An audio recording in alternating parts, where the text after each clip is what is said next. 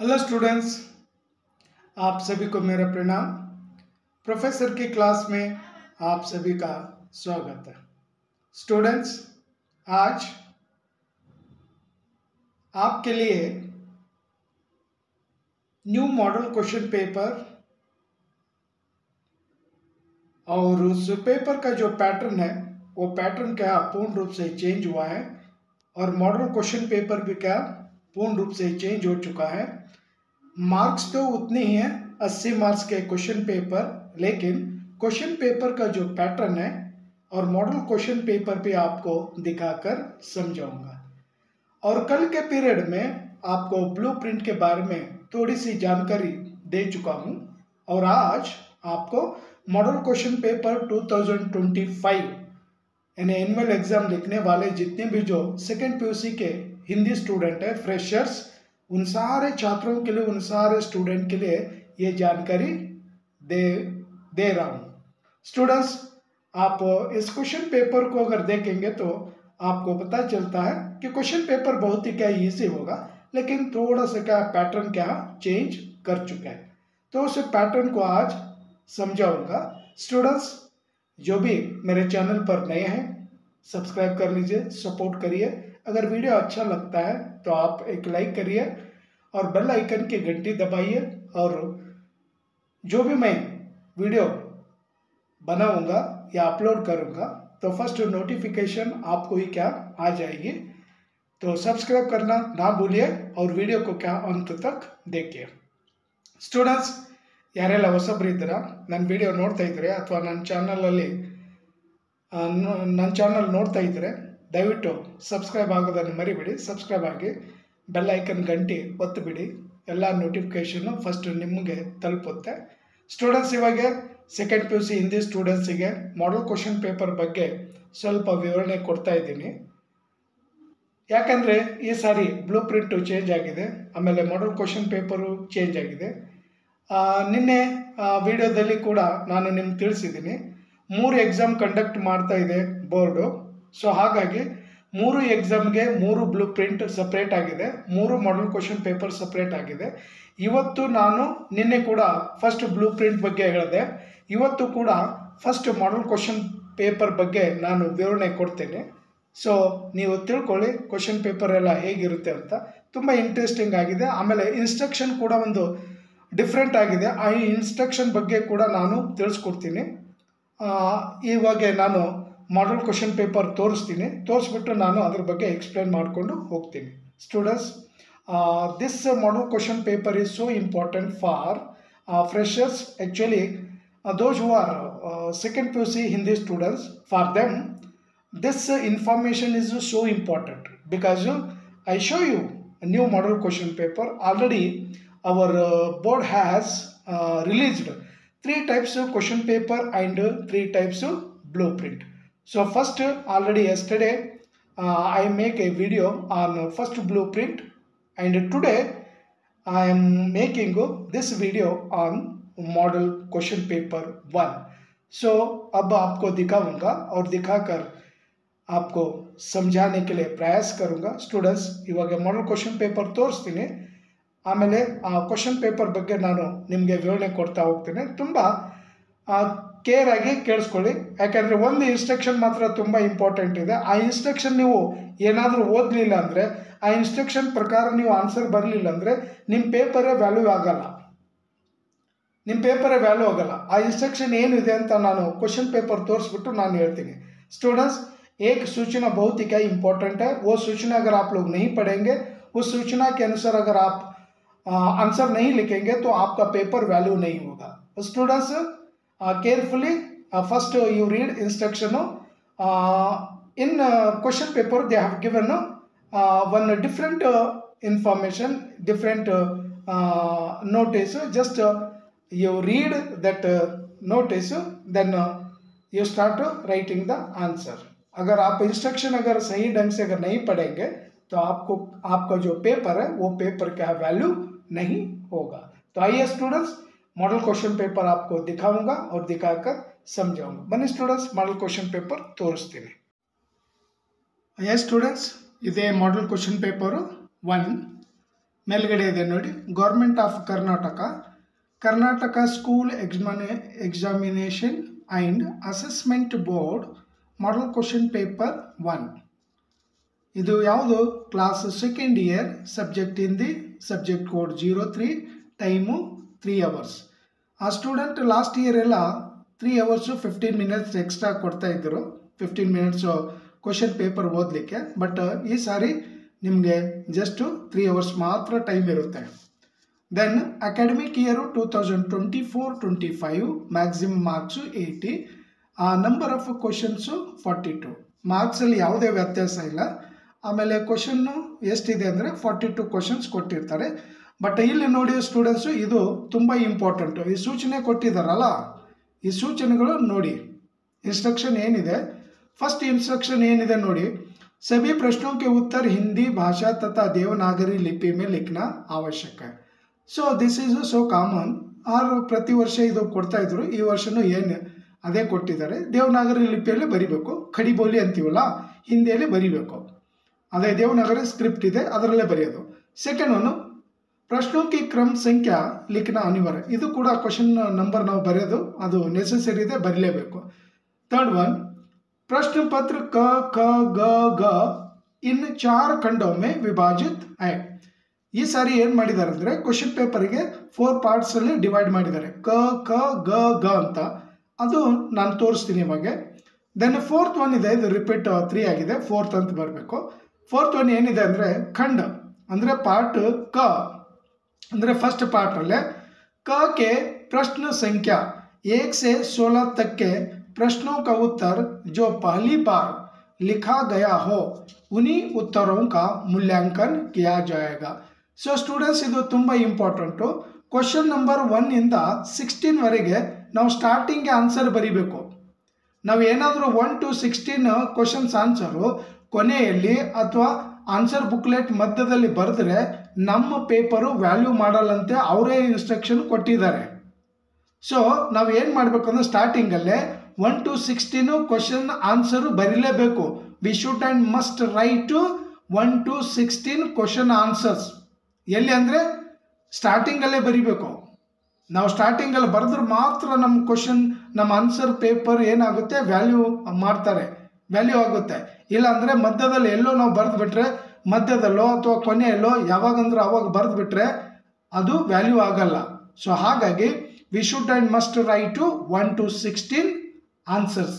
ಯಾವಾಗ ಬರೀವ ಅಂದರೆ ಸ್ಟಾರ್ಟಿಂಗಲ್ಲೇ ನಾವು ಬರಿಬೇಕು. ಇದು ಮಾತ್ರ ತುಂಬ ಇಂಪಾರ್ಟೆಂಟ್. ಒಂದು ವೇಳೆ ನಾವು ಆನ್ಸರ್ ಮಧ್ಯದಲ್ಲಿ ಏನಾದರೂ ಬರೆದು ಬಿಟ್ರೆ ಅದು ವ್ಯಾಲ್ಯೂ ಮಾಡಲ್ಲಂತೆ. ಸೊ ಹಾಗಾಗಿ ತುಂಬ विचार ಮಾಡ್ತಕ್ಕಂಥ ವಿಷಯ ಇದೆ. स्टूडेंट्स ये एक देखिए, ये 1 to 16 आंसर्स पहले क्या लिखना चाहिए. जब हम स्टार्ट करते हैं ना ऑब्जेक्टिव टाइप क्वेश्चन आंसर, वहीं से स्टार्ट करके 16 क्वेश्चन तक क्या कंपलसरी क्या लिखना चाहिए. अगर हम लोग नहीं लिखेंगे तो हमारा जो आंसर पेपर है वो पेपर वैल्यू नहीं होगा. आइए स्टूडेंट्स, अब मैं दिखाऊंगा एक एक. This part is so important. Already I have read this fourth instruction. ಇದಕ್ಕೆ ಅನ್ವಯ ಆಗುತ್ತೆ. ಈ ಖಂಡ ಏನಿದೆ ಇದು ಕಂಪಲ್ಸರಿ ನಾವು ಬರೀಲೇಬೇಕು. 10 ಆಬ್ಜೆಕ್ಟಿವ್ ಟೈಪ್ ಬರೀಬೇಕು, 10 ಆಗುತ್ತೆ.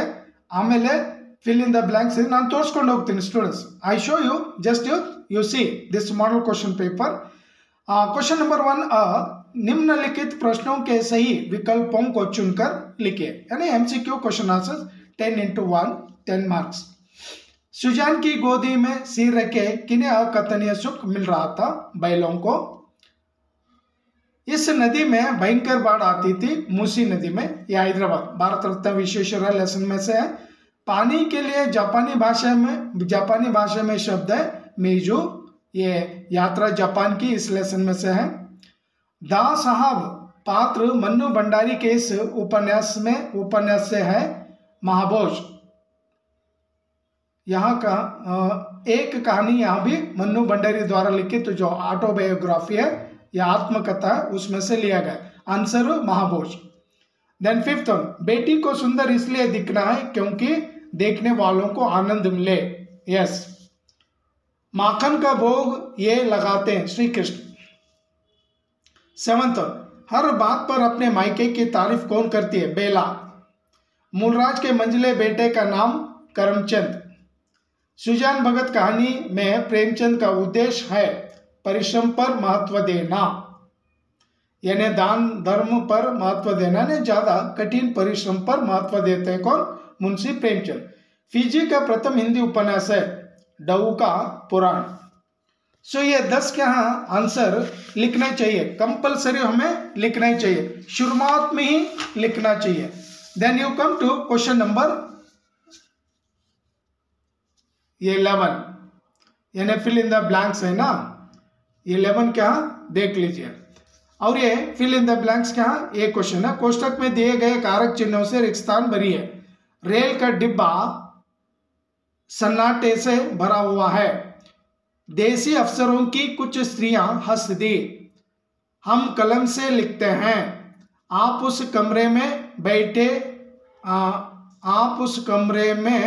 बैठे साहब से मिलिए। उस कमरे में बैठे साहब से मिलिए। बरसात का पानी की तरह आंसू थमते नाते। इधर मुगितो students. Next you come to this one, match the following. निम्नलिखित मोहरों को अर्थ के साथ जोड़कर लिखिए। आग उगलना, गुस्सा करना, टांग अड़ाना, बाधा डालना, दिल बैठ जाना, व्याकुल होना, मक्खी मारना, बेकार बैठना, तार देना, रक्षा करना। सो ये भी क्या कंप्लीट हो गए। तो हमें ये 1 to 16 जो क्वेश्चंस है ना, ये 16th क्वेश्चन है, ये पहले क्या हमें लिखना स्टूडेंट्स ಏನಂದ್ರೆ ಆಬ್ಜೆಕ್ಟಿವ್ ಟೈಪ್ 10 ಫಸ್ಟೇ ಬರಿಬೇಕು, ಫಿಲ್ ಇನ್ ದ ಬ್ಲಾಂಕ್ಸ್ ಫಸ್ಟೇ ಬರಿಬೇಕು, ಮತ್ತೆ ಮ್ಯಾಚ್ ದಿ ಫಾಲೋಯಿಂಗ್ ಫಸ್ಟೇ ಬರಿಬೇಕು.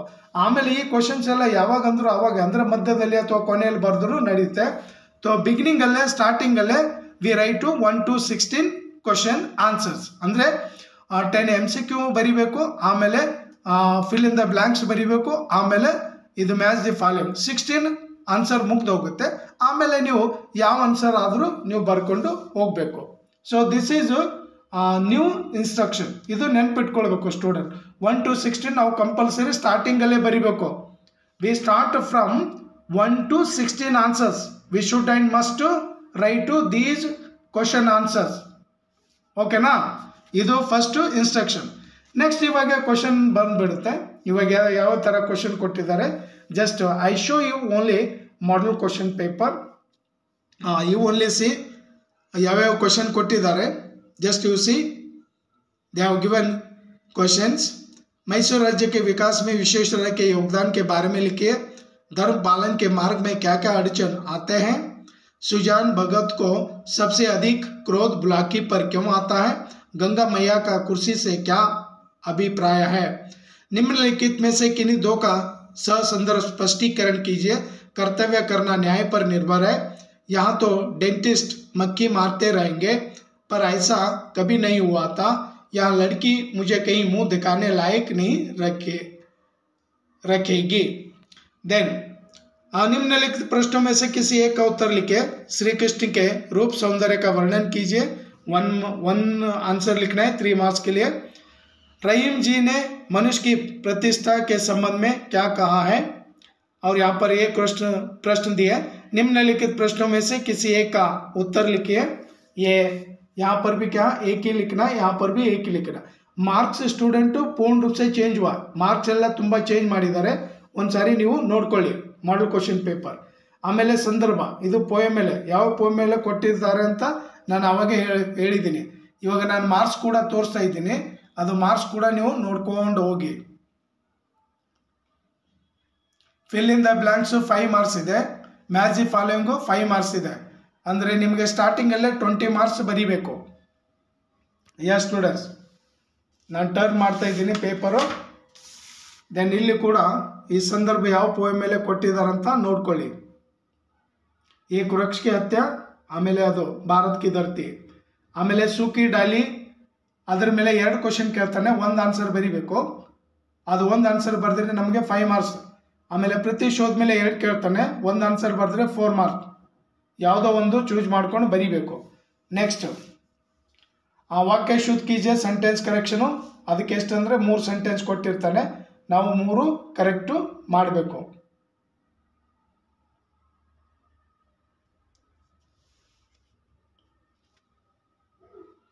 ಇಲ್ಲಿ 3 ಕೊಟ್ಟಿದ್ದಾನೆ. रोहन खाना खाया होगा, रोहन ने खाना खाया. रमेश और सीता बाजार जाते हैं. माता की स्थिति देखकर मेरा होश उड़ गए, मेरे होश उड़ गए, मेरे होश. देन निम्नलिखित वाक्यों को सूचनानुसार बदलिए. शीला ने आम खाया, वर्तमान काल में बदलिए. शीला आम खाती है. लड़का काम करता था, लड़का काम करेगा. कल उसका जन्मदिन है, कल उसका जन्मदिन था, भूतकाल में. देन अन्य लिंग रूप लिखे. मालिन माली, दूध वाला दूध वाली, छात्रा छात्रा, छात्र छात्रा.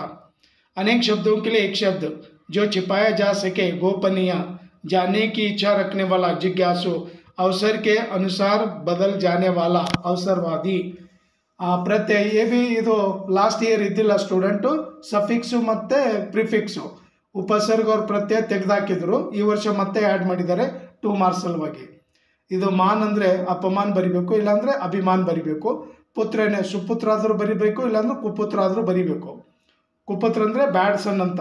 ಗಹರಾಯಿ, ಇಲ್ಲಿ ಆ ಮತ್ತು ಈ ಆಯಿ ನಮ್ಮ ಆನ್ಸರು. ಆಮೇಲೆ ಸಾಮಾಜಿಕ್ ಈ ಕ. ಇದು ಎಷ್ಟೆಷ್ಟು ಮಾರ್ಕ್ಸ್ ಇದೆ ನೋಡ್ಕೊಳ್ಳಿ ಸ್ಟೂಡೆಂಟ್. ನಾನು ತೋರಿಸ್ತಾ ಇದ್ದೀನಿ, ಡೀಪ್ ಆಗಿ ನೋಡ್ಕೊಳ್ಳಿ. ಈ ಮಾರ್ಕ್ಸ್ ಒಂದು ನೋಡಿ ನೀವು ಕ್ವಶನ್ ಪೇಪರು ಡೌನ್ಲೋಡ್ ಮಾಡಿಕೊಂಡು ಚೆನ್ನಾಗಿ ನೀಟಾಗಿ ನೋಡ್ಕೊಳ್ಳಿ. ಆಮೇಲೆ ಟರ್ನ್ ಮಾಡ್ತೀನಿ ಸ್ಟೂಡೆಂಟ್, ಯಾಕಂದರೆ ಇದು ಕೂಡ ಹೊಸದಾಗಿ ಸೇರಿಸಿದ್ದಾರೆ ಈ ವರ್ಷ.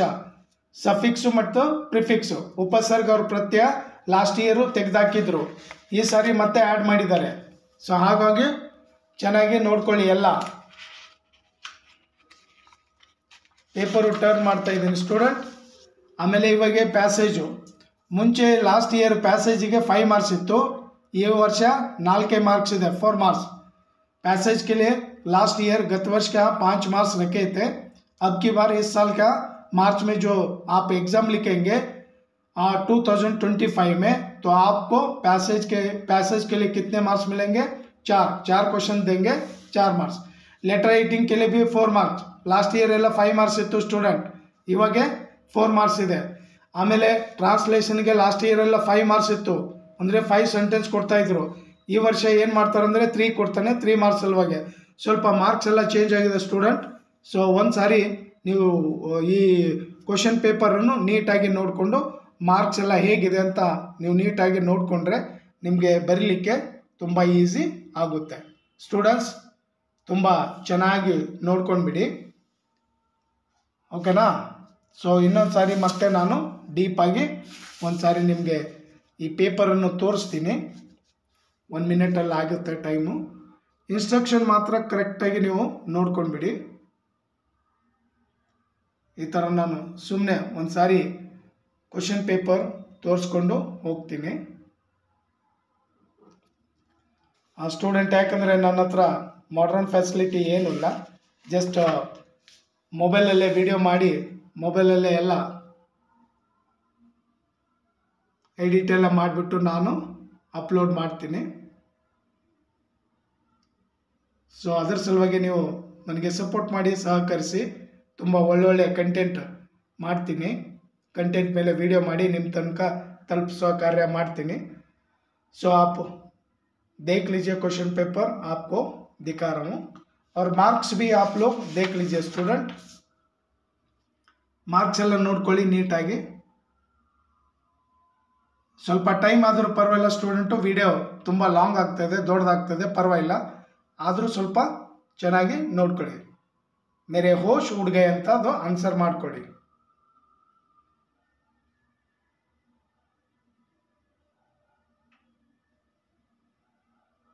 ಓಕೆ ಸ್ಟೂಡೆಂಟ್, ನೀಟಾಗಿ ತೋರಿಸ್ತಾ ಇದ್ದೀನಿ.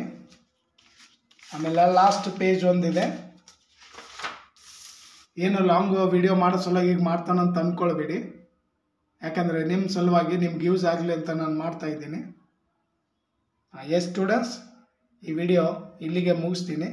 ನೆಕ್ಸ್ಟ್ ಇನ್ನೊಂದು ಕಂಟೆಂಟ್ ತೊಗೊಂಡು ನಿಮ್ಮ ಮುಂದೆ ಬರ್ತೀನಿ. ಇಲ್ಲಿಗೆ ಈ ವಿಡಿಯೋ ಸಮಾಪ್ತ ಕरूँगा. Thank you. ಜೈ ಹಿಂದ್, ಜೈ ಕರ್ನಾಟಕ, ವಂದೇ ಮಾತರಂ.